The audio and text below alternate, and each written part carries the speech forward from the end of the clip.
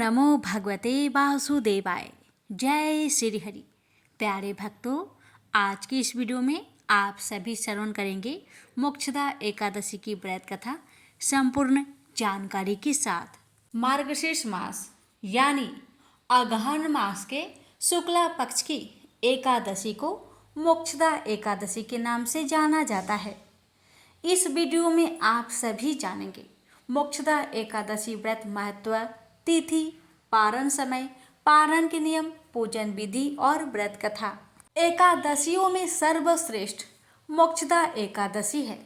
एकादशी का व्रत भगवान विष्णु को ही समर्पित होते हैं, लेकिन उनके साथ माता लक्ष्मी का पूजन का विधान है।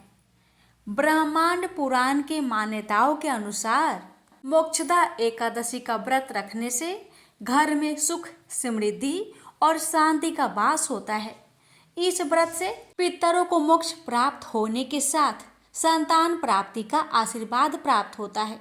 मोक्षदा एकादशी का व्रत रखने से व्यक्ति के पाप नष्ट हो जाते हैं। आइए जानते हैं मोक्षदा एकादशी व्रत के तिथि के बारे में। पंचांग के अनुसार मार्गशीर्ष माह के शुक्ला पक्ष की मोक्षदा एकादशी तिथि की शुरुआत 11 दिसंबर को देर रात 3:42 से होगी। वहीं इस तिथि का समापन 12 दिसंबर को देर रात्रि 1:09 पर होगा। इस प्रकार मोक्षदा एकादशी व्रत 11 दिसंबर को किया जाएगा। व्रत पारण का समय जानने से पहले पारण करने के नियम के बारे में जानते हैं और फिर जानेंगे पारण के सही मुहूर्त के बारे में। एकादशी व्रत का पारण हमेशा अगले दिन सूर्योदय के बाद करना चाहिए। पारण द्वादशी तिथि खत्म होने से पहले होता है। अगर द्वादशी तिथि सूर्योदय से पहले खत्म हो जाए तो पारण सूर्योदय के बाद करना चाहिए। पारण के दिन ब्रह्म मुहूर्त में उठकर स्नान करना चाहिए। पारण से पहले पानी नहीं पीना चाहिए। पारण के दिन किसी की निंदा या चर्चा नहीं करनी चाहिए। पारण के दिन शुभ कार्य करने का शुभ मुहूर्त माना जाता है। पारण में लहसुन, प्याज, मूली, बैगन, साग, मसूर दाल वगैरह का सेवन नहीं करना चाहिए। पारण के दिन सबसे पहले तुलसी का पत्ता खाना चाहिए, फिर भोजन करना चाहिए। पारण के बाद स्वास्तिक भोजन करना चाहिए। पारण के बाद प्रसाद का वितरण करना चाहिए। जरूरतमंदों को दान करना चाहिए। बड़ों का आशीर्वाद लेना चाहिए। अब आइए जानिए पारण के समय के बारे में। मोक्षदा एकादशी व्रत पारण का समय 12 दिसंबर को सुबह 7:05 से लेकर 9:09 तक रहेगा। जानिए मोक्षदा एकादशी व्रत की पूजन विधि के बारे में और फिर श्रवण करेंगे कथा। मोक्षदा एकादशी के दिन की शुरुआत देवी देवता के ध्यान से करें। स्नान के बाद सूर्य देव को अर्घ्य दे। इस दिन पीले वस्त्र धारण करना शुभ माना जाता है। चौकी पर पीला कपड़ा बिछाकर विष्णु जी और माँ लक्ष्मी की प्रतिमा को विराजमान करें। उन्हें पीले चंदन और हल्दी कुमकुम का तिलक अर्पित करें। देवी लक्ष्मी को 16 श्रृंगार की चीजें चढ़ाएं। दीपक जलाकर आरती करें और मंत्र का जाप करें। व्रत कथा का पाठ करें। केले, मिठाई और पंचामृत का भोग अर्पित करें। अब श्रवण करते हैं मोक्षदा एकादशी की व्रत कथा। पौराणिक कथा के अनुसार गोकुल नगर में बैखानस नामक राजा का शासन था। एक दिन वह सपने में देखा कि उसके पिता नरक में है और कष्ट भोग रहे हैं। सुबह होते ही उसने अपने दरबार में विद्वानों को बुलवाया और उनसे अपने सपने के बारे में बताया। राजा ने बताया कि उसके पिता ने कहा है कि वे नरक में पड़े हुए हैं। वे यहाँ पर नाना प्रकार के कष्ट सहन कर रहे हैं। तुम नरक के कष्टों से मुझे मुक्ति दिलाओ। राजा ने कहा कि उसने जब से यह सपना देखा है तब से बड़ा ही परेशान और चिंतित है। राजा ने सभी विद्वानों से कहा कि आप सभी इस समस्या का कोई उपाय बताएं जिससे वह अपने पिता को नरक के कष्टों से मुक्ति दिला सके। यदि पुत्र अपने पिता को ऐसी स्थिति से मुक्ति नहीं दिला सकता तो फिर उसका जीवन व्यर्थ है। एक उत्तम पुत्र ही अपने पूर्वजों का उद्धार कर सकता है। राजा की बात सुनने के बाद सभी विद्वानों ने कहा कि यहाँ से कुछ दूर पर ही पर्वत ऋषि का आश्रम है। वे त्रिकालदर्शी है, उनके पास इस समस्या का समाधान अवश्य ही होगा। राजा अगले दिन पर्वत ऋषि के आश्रम में पहुंचे। उन्होंने प्रणाम किया तो पर्वत ऋषि ने आने का कारण पूछा। राजा ने आसन ग्रहण करने के बाद अपनी सारी बात पर्वत ऋषि को बताई। तब पर्वत ऋषि ने अपने तपोबल से उनके पिता के पूरे जीवन को देख लिया। पर्वत ऋषि ने राजा से कहा कि उन्होंने तुम्हारे पिता के किए गए पाप को जान लिया है। पूर्व जन्म में उन्होंने काम के वशीभूत होकर एक पत्नी को रति दी, लेकिन सौत के कहने पर दूसरी पत्नी को ऋतुदान नहीं दिया। उस पाप कर्म की वजह से वे नरक के दुख भोग रहे हैं। इस पर राजा ने इससे मुक्ति का उपाय पूछा। तब पर्वत ऋषि ने कहा कि तुम मोक्षदा एकादशी का व्रत को विधि पूर्वक करो और उसके पुण्य फल को अपने पिता के नाम से संकल्प कर दो। इससे तुम्हारे पिता नरक से मुक्त हो जाएंगे। तब मोक्षदा एकादशी आई तो राजा ने विधि पूर्वक व्रत और पूजन किया। फिर बताए अनुसार उसके पुण्य फल को पिता के नाम से संकल्प करा दिया। उस पुण्य फल के प्रभाव से वे मुक्त हो गए। उन्होंने अपने पुत्र से कहा कि तुम्हारा कल्याण हो। इसके बाद वे स्वर्ग चले गए। जो भी इस व्रत को करता है उसे मोक्ष की प्राप्ति होती है। प्रेम से बोलिए विष्णु भगवान की जय। 11 माता की व्रत कथा। एक लड़का सूट बूट पहनकर अपने ससुराल पत्नी को लेने जा रहा था। रास्ते में एक गाय कीचड़ में फंसी हुई थी। वह लड़के से कहने लगी कि बेटा, मैं कीचड़ में फंसी हूँ, मुझे हाथ देकर बाहर निकालो। वह कहने लगा, नहीं नहीं, यदि मैं कीचड़ में हाथ डालूंगा तो मेरे कपड़े गंदे हो जाएंगे। मुझे तो अपनी पत्नी को लेने ससुराल जाना है।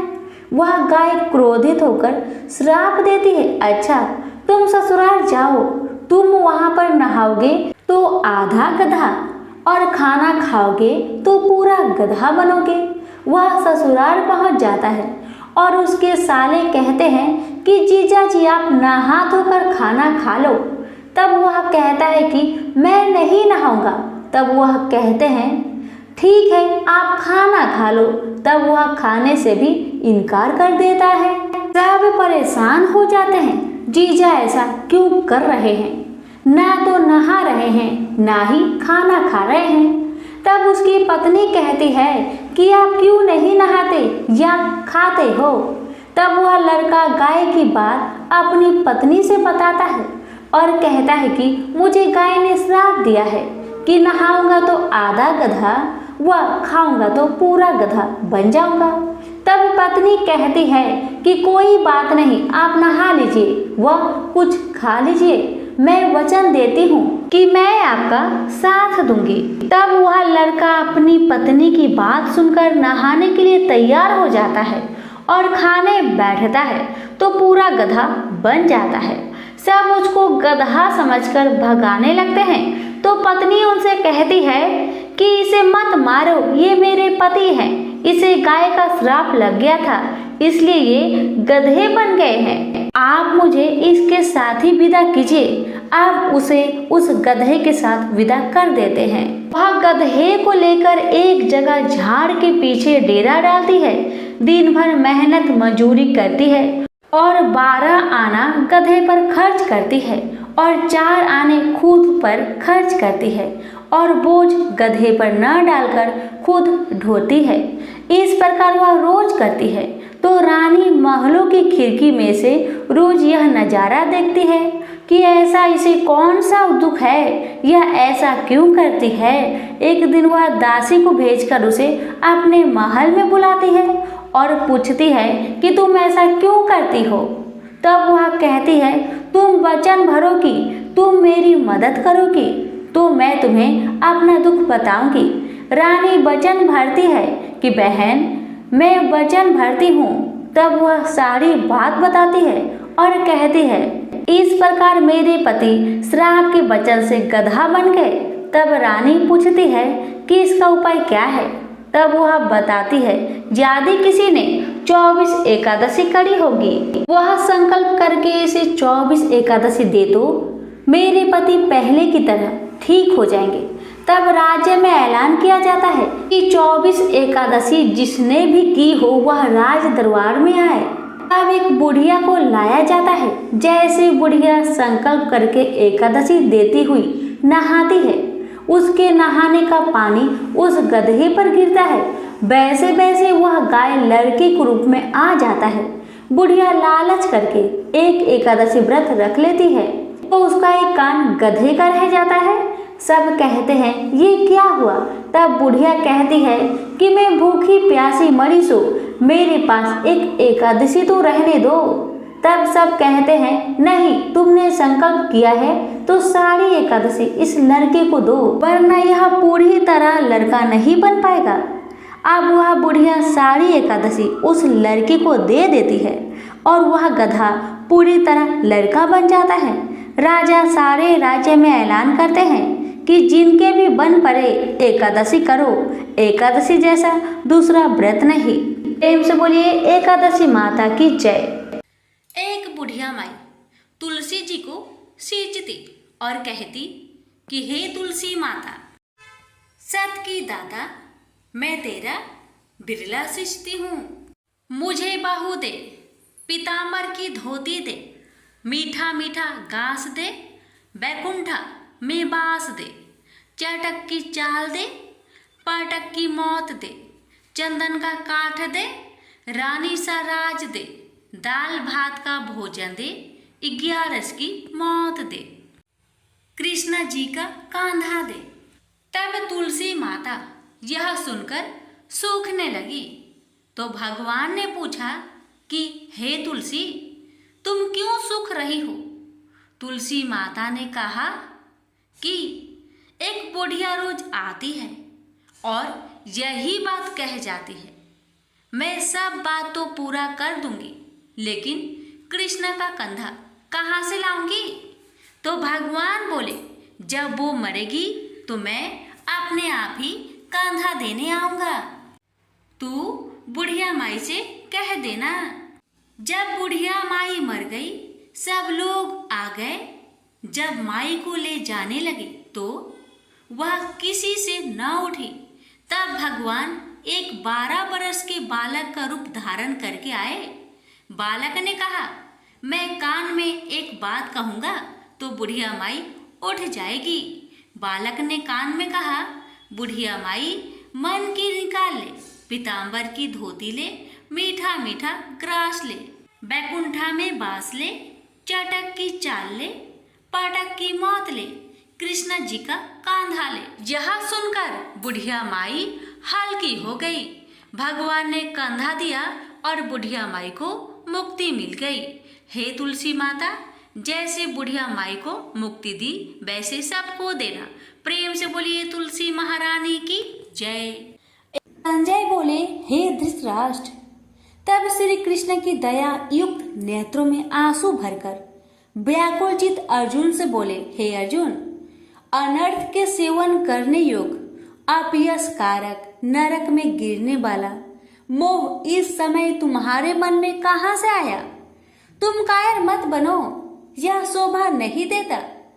तुम हृदय की दुर्बलता को त्याग कर युद्ध के निमित्त खड़े हो जाओ।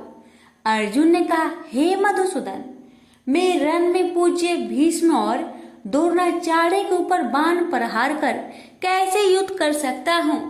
इस लोक में महात्मा गुरुजनों को न सताकर भीख मांग भोजन करना उत्तम है, और अर्थ की कामना के लिए गुरुजनों को मारकर उनके रक्त से सने भोगों को भोगूंगा। हम नहीं जानते कि युद्ध में कौन जीतेगा। यदि हम जीत भी लेंगे, लेकिन जिनको मैं मारूंगा उन्हें मारकर मैं तो जीवित रहना भी नहीं चाहता।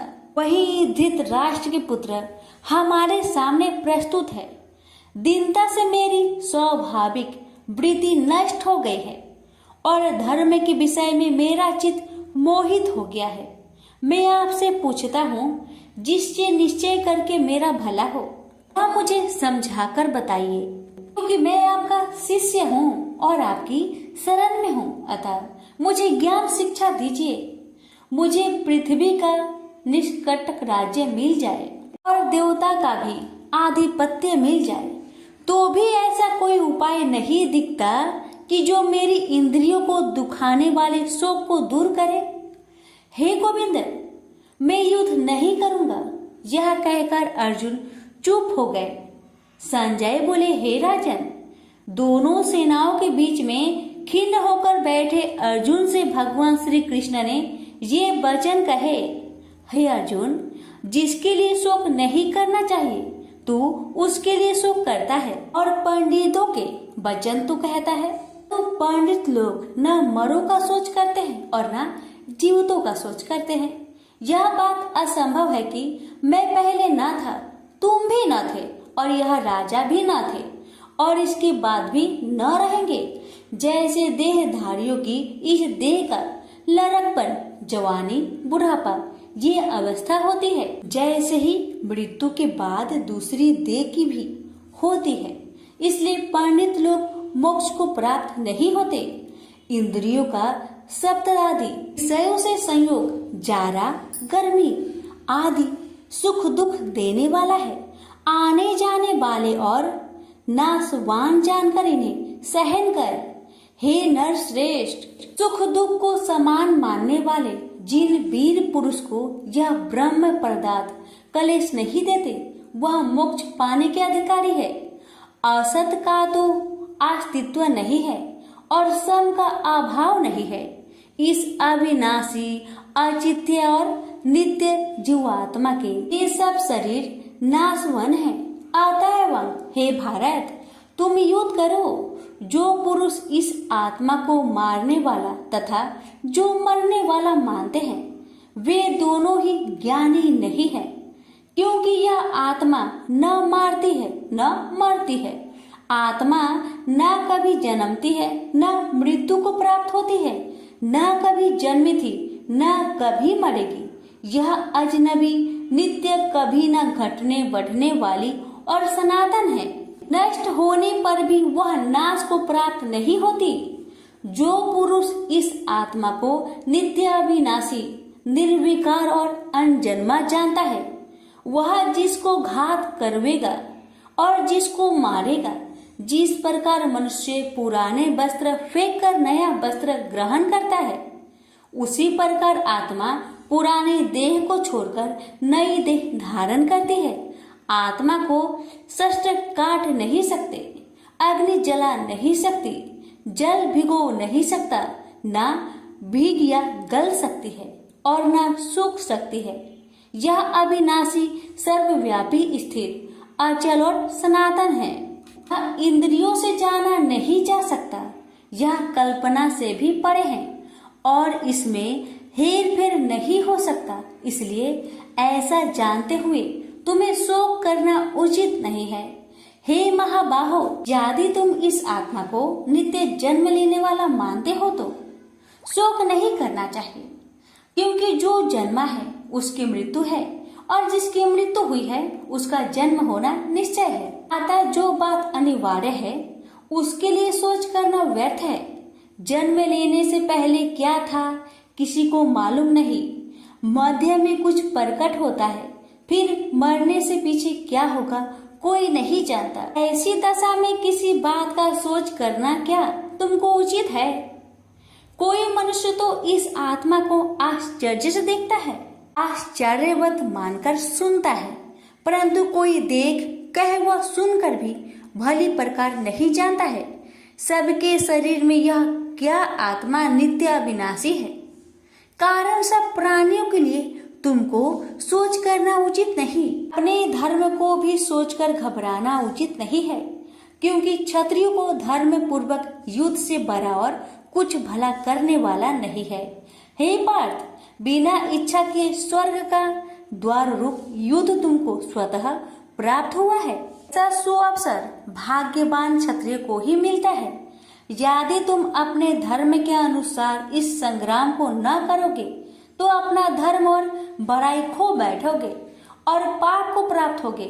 सब लोग सदा तुम्हारी अपकीर्ति करेंगे और प्रतिष्ठा वाले पुरुषों के लिए आप यश का होना मृत्यु से भी बढ़कर है। ये महारथी लोग समझेंगे कि अर्जुन डरकर संग्राम से हट गया और अब तक जो लोग तुम्हारे पराक्रम की प्रशंसा करते हैं वही अनेक तरह के दुर्वचन कहेंगे। इससे बढ़कर दुख तुमको क्या हो सकता है? यदि युद्ध में नष्ट हो गए तो स्वर्ग के भागी होगे, जीतने पर पृथ्वी के तल पर राज्य करोगे। इसलिए युद्ध के निमित्त दृढ़ प्रतिज्ञा होकर खड़े हो जाओ।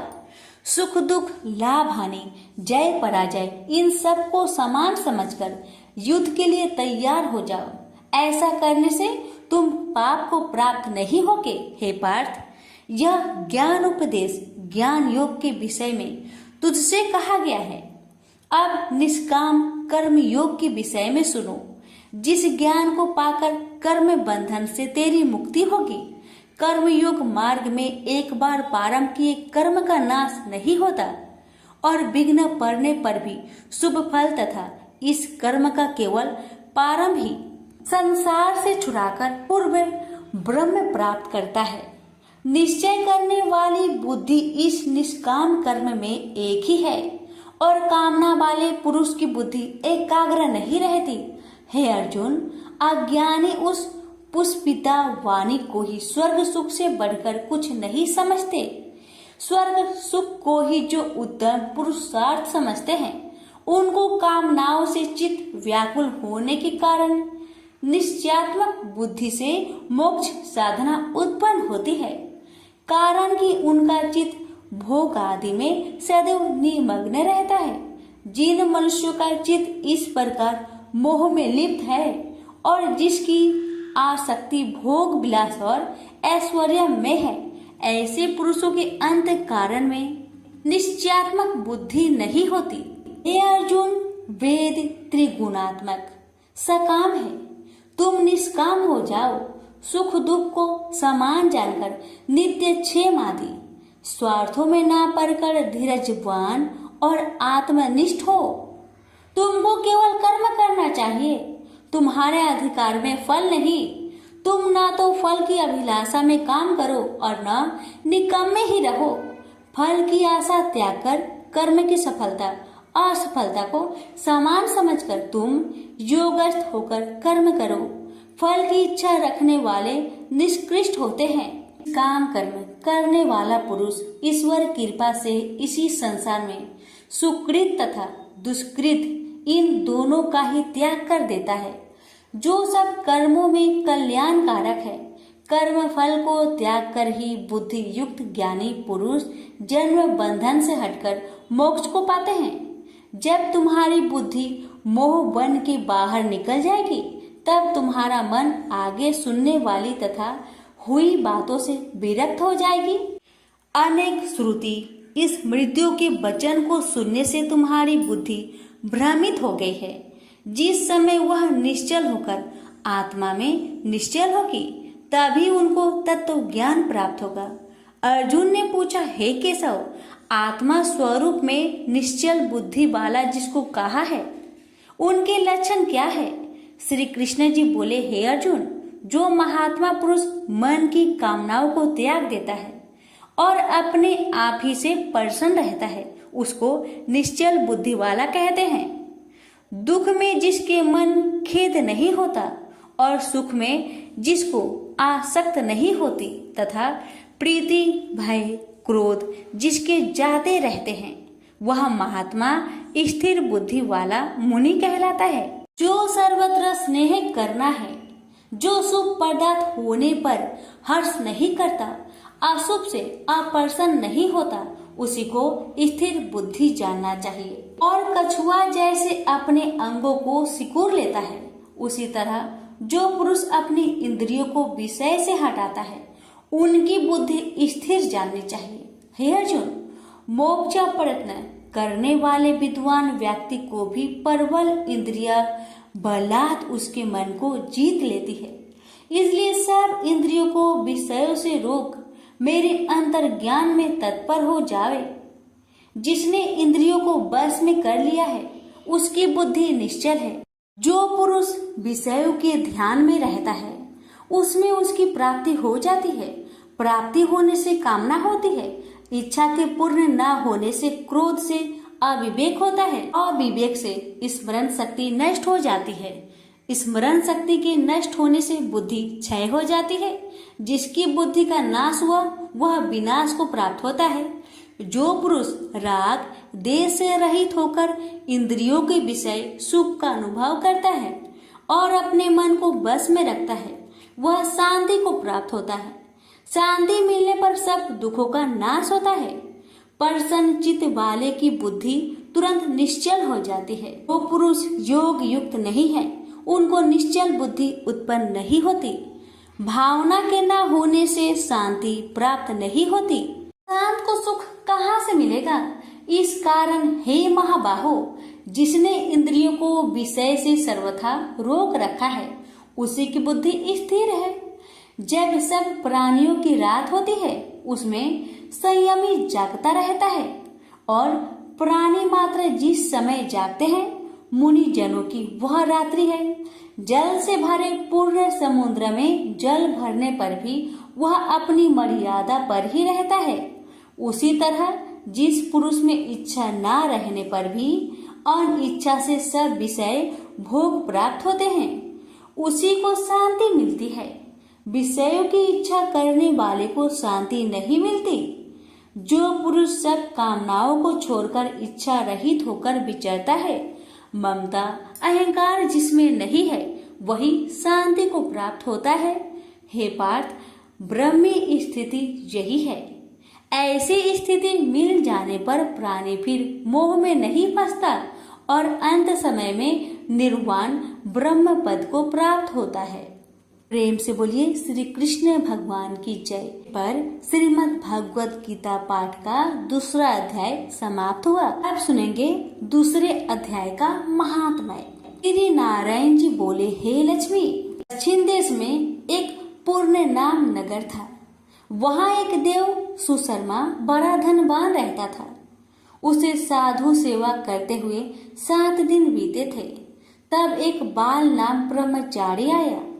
उसकी बहुत सेवा की और विनय से कहा, हे संत, कृपा कर मुझे श्री नारायण जी के पाने का ज्ञान उपदेश दीजिए।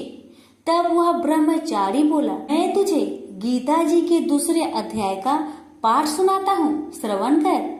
एक आईली वन में बकरियां चरा रहा था। वहां में भजन किया करता था। एक दिन रात को आईली अपनी सभी बकरियों को लेकर घर के रास्ता में चल रहा था कि मार्ग में एक सिंह बैठा मिला उसे। एक बकरी सबसे आगे अपनी ओर चली आती देखकर शेर वहां से भाग गया।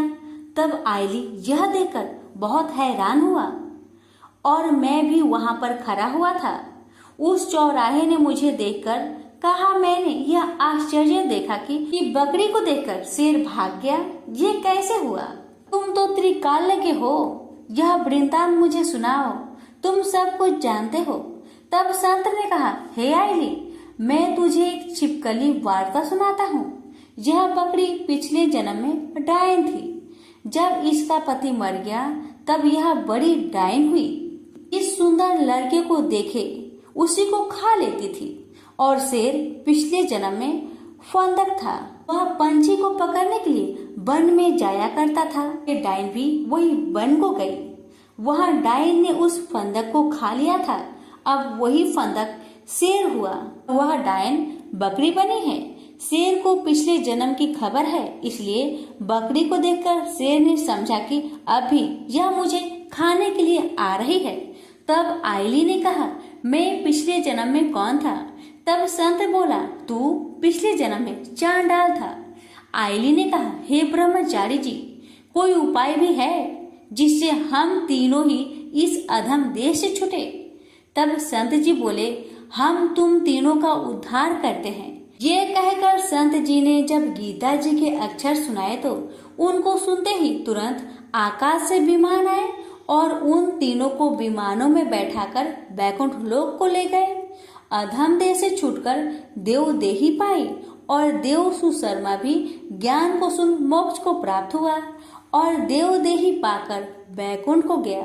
तब श्री नारायण जी ने कहा, हे लक्ष्मी जी, जो मनुष्य श्री नारायण जी के ज्ञान को पढ़े सुने वह अवश्य मुक्ति को प्राप्त होता है। प्रेम से बोलिए लक्ष्मी नारायण की जय। यहीं पर हमारी गीता पाठ का दूसरा अध्याय का महात्म्य समाप्त हुआ। एक बार गणेश जी ने पृथ्वी के मनुष्य की परीक्षा लेने का विचार किया। वे अपना रूप बदलकर पृथ्वी पर भ्रमण करने लगे। उन्होंने एक बालक का रूप बना लिया। एक हाथ में एक चम्मच में दूध ले लिया और दूसरे हाथ में एक चुटकी चावल ले लिए और गली गली घूमने लगे। साथ ही साथ आवाज लगाते चल रहे थे, कोई मेरे लिए खीर बना दे, कोई मेरे लिए खीर बना दे। कोई भी उन पर ध्यान नहीं दे रहा था, बल्कि लोग उन पर हंस रहे थे। वे लगातार एक गांव के बाद दूसरे गांव इसी तरह चक्कर लगाते हुए पुकारते रहे, पर कोई खीर बनाने के लिए तैयार नहीं था। सुबह से शाम हो गई, गणेश जी लगातार घूमते रहे। एक बुढ़िया थी, शाम के वक्त अपनी झोपड़ी के बाहर बैठी हुई थी। तभी गणेश जी वहां से पुकारते हुए निकले कि कोई मेरी खीर बना दे, कोई मेरी खीर बना दे। बुढ़िया बहुत कोमल हृदय वाली स्त्री थी। उसने कहा, बेटा मैं तेरी खीर बना देती हूँ। गणेश जी ने कहा, माई अपने घर में से दूध और चावल लेने के लिए बर्तन ले आओ। बुढ़िया एक कटोरी लेकर जब झोपड़ी के बाहर आई तो गणेश जी ने कहा, अपने घर का सबसे बड़ा बर्तन लेकर आओ। बुढ़िया को थोड़ी झुलझुलाहट हुई, पर उसने कहा, चलो बच्चे का मन रख लेती हूँ। और अंदर जाकर वह अपने घर का सबसे बड़ा पतीला लेकर बाहर आई। गणेश जी ने चम्मच से पतीले में दूध उड़ेलना शुरू किया। तब बुढ़िया के आश्चर्य की सीमा न रही। जब उसने देखा दूध से पूरा पतीला भर गया है, एक के बाद एक वह बर्तन झोपड़ी से बाहर लाती गई और उसमें गणेश जी दूध भरते चले गए। इस तरह से घर के सारे बर्तन दूध से लबालब भर गए। गणेश भगवान ने बुढ़िया से कहा, मैं स्नान करके आता हूँ, तब तक तुम खीर बना लो, मैं वापस आकर खाऊंगा। बुढ़िया ने पूछा, मैं इतनी सारी खीर का क्या करूंगी? इस पर गणपति जी बोले, सारे गांव को दावत दे दो। बुढ़िया ने बड़े प्यार से मन लगाकर खीर बनाई। खीर की भीनी भीनी मीठी मीठी खुशबू चारों दिशाओं में फैल गई। खीर बनाने के बाद वह हर घर में जाकर खीर खाने का न्योता देने लगी। लोग उस पर हंस रहे थे। बुढ़िया के घर में खाने को दाना नहीं और यह सारे गांव को खीर खाने की दावत दे रही है। लोगों को कौतूहल हुआ और खीर की खुशबू से लोग खींचे चले आए। लो, सारा गांव बुढ़िया घर में इकट्ठा हो गया। जब बुढ़िया की बहू को दावत की बात मालूम हुई, तब वह सबसे पहले वहां पहुंच गई। उसने खीर से भरे पतीलों को जब देखा तो उसके मुंह में पानी आ गया। उसे बड़ी जोर से भूख लगी हुई थी। उसने एक कटोरी खीर निकाली और दरवाजे के पीछे बैठकर खाने को तैयार करने लगी। इसी बीच एक छींटा गिर गया और गणपति जी का भोग लग गया और वो प्रसन्न हो गए। अब पूरे गांव को खाने की दावत देकर बुढ़िया वापस अपने घर आई। उसने देखा बालक वापस आ गया था। बुढ़िया ने कहा, बेटा खीर तैयार है, भोग लगा लो। गणपति जी बोले, माँ भोग तो लग चुका है, मेरा पेट पूरी तरह से भर गया है, मैं तृप्त हूँ, अब तू खा, अपने परिवार और गांव वालों को खिला। बुढ़िया ने कहा, यह तो बहुत ज्यादा है, सबका पेट भर जाएगा, इसके बाद भी यह बच जाएगी।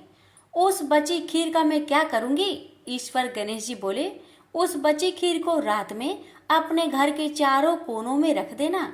और बुढ़िया ने ऐसा ही किया। जब सारा गांव जी भरकर खा चुका, तभी ढेर सारी खीर बच गई। उसने उसके पत्रों को अपने घर के चारों तरफ रख दिया। वहां उठकर उसने क्या देखा? पतीले में खीर के स्थान पर हीरे, जवाहरात और मोती भर गए हैं। बहुत खुश हुई। उसकी सारी दरिद्रता दूर हो गई। वह आराम से रहने लगी। उसने गणपति जी का एक भव्य मंदिर बनवाया और साथ में एक बड़ा सा तालाब भी खुदवाया। इस तरह उसका नाम दूर दूर तक प्रसिद्ध हो गया। उस जगह वार्षिक मेले लगने लगे।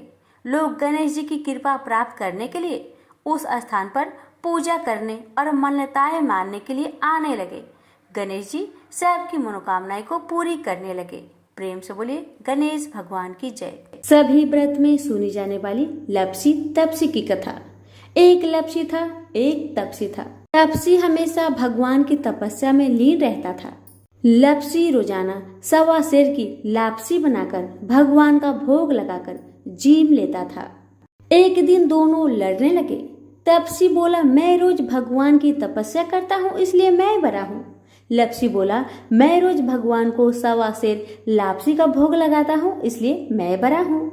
नारद जी वहां से गुजर रहे थे। दोनों को लड़ता देखकर उनसे पूछा कि तुम क्यों लड़ रहे हो। तपसी ने खुद के बड़ा होने का कारण बताया और लपसी ने अपना कारण बताया। नारद जी बोले, तुम्हारा फैसला मैं कर दूंगा। दूसरे दिन लपसी और तपसी नहाकर अपनी रोज की भक्ति करने आए तो नारद जी ने छुपकर 1.25 करोड़ की एक एक अंगूठी दोनों के आगे रख दिए। तपसी की नजर जब अंगूठी पर पड़ी तो उसने चुपचाप अंगूठी उठाकर अपने नीचे दबा लिया। तपसी की नजर अंगूठी पर पड़ी लेकिन उसने ध्यान नहीं दिया। भगवान को भोग लगाकर लपसी खाने लगा। नारद जी सामने आए तो दोनों से पूछा कि कौन बड़ा है, तो नारद जी ने तपसी से खड़ा होने को कहा। वो खड़ा हुआ तो उसके नीचे दबी अंगूठी दिखाई पड़ी। नारद जी ने तपसी से कहा, तपस्या करने के बाद भी तुम्हारी चोरी करने की आदत नहीं गई, इसलिए लपसी बड़ा है और तुम्हें तुम्हारी तपस्या का कोई भी फल नहीं मिलेगा। तपसी शर्मिंदा होकर माफी मांगने लगा। उसने नारद जी से पूछा, मुझे मेरी तपस्या का फल कैसे मिलेगा। नारद जी ने कहा, यदि कोई गाय और कुत्ते की रोटी नहीं बनाएगा तो फल तुझे मिलेगा। यदि कोई ब्राह्मण को भोजन करवाकर दक्षिणा नहीं देगा तो वह फल तुझे मिलेगा। यदि कोई साड़ी के साथ ब्लाउज नहीं देगा तो फल तुझे मिलेगा। यदि कोई दिए से दिया जलाएगा तो फल तुझे मिलेगा। यदि कोई सारी कहानी सुने लेकिन तुम्हारी कहानी नहीं सुने तो फल तुझे मिलेगा। उसी दिन से हर व्रत कथा कहानी के साथ लपसी तपसी की कहानी भी सुनी और कही जाती है। प्रेम से बोलिए लक्ष्मी नारायण की जय।